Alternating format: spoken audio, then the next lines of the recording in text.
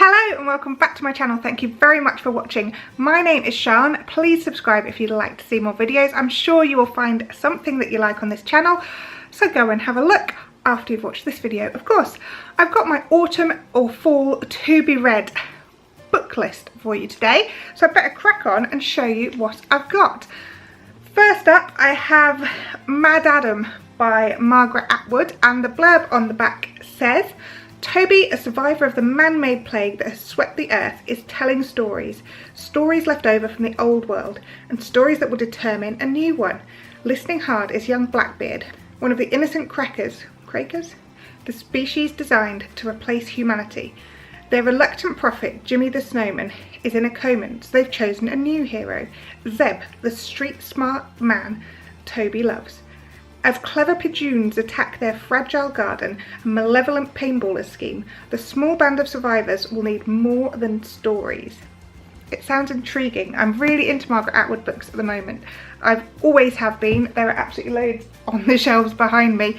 I've really enjoyed reading some of hers recently, so I thought I'd buy loads more.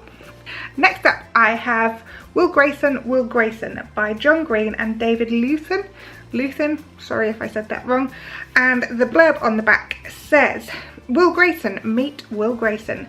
One cold night in a most unlikely corner of Chicago, two strangers cross paths.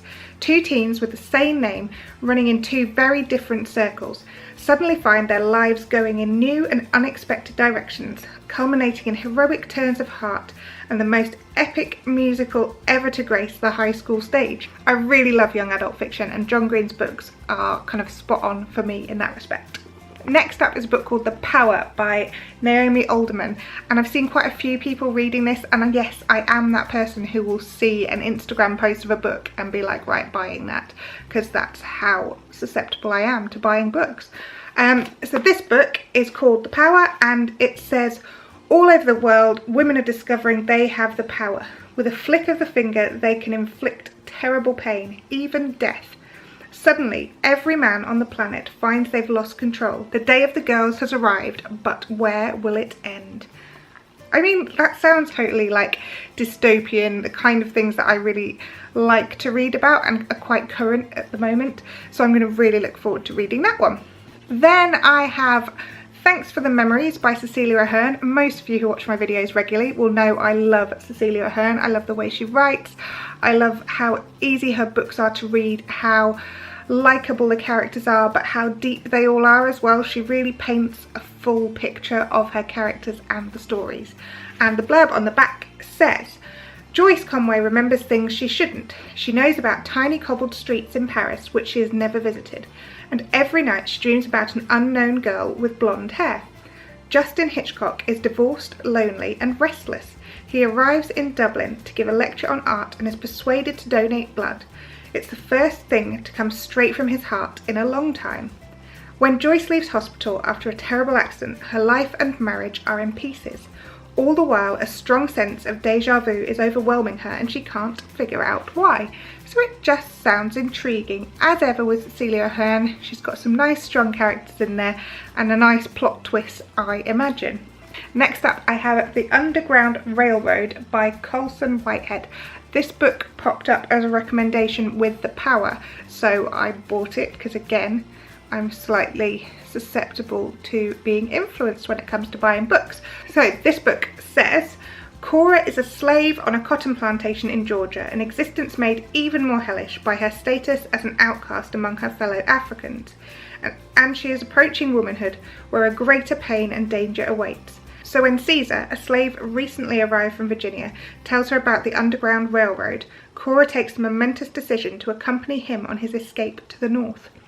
In this razor-sharp novel, the Underground Railroad has assumed a physical form, a dilapidated boxcar pulled by a steam locomotive, picking up fugitives wherever it can. Thus begins Cora's perilous journey, as she is pursued by a ruthless slave catcher named Ridgway, obsessed with both Cora and her mother, who eluded him years before. The Underground Railroad is a story of one woman's ferocious will to escape the horrors of bondage and a shatteringly powerful meditation on history and the unfulfilled promises of the present day. That sounds deep, but it sounds really, really engrossing and totally, like, you can dive right into that story. I feel like I feel like that's a story you can definitely get into.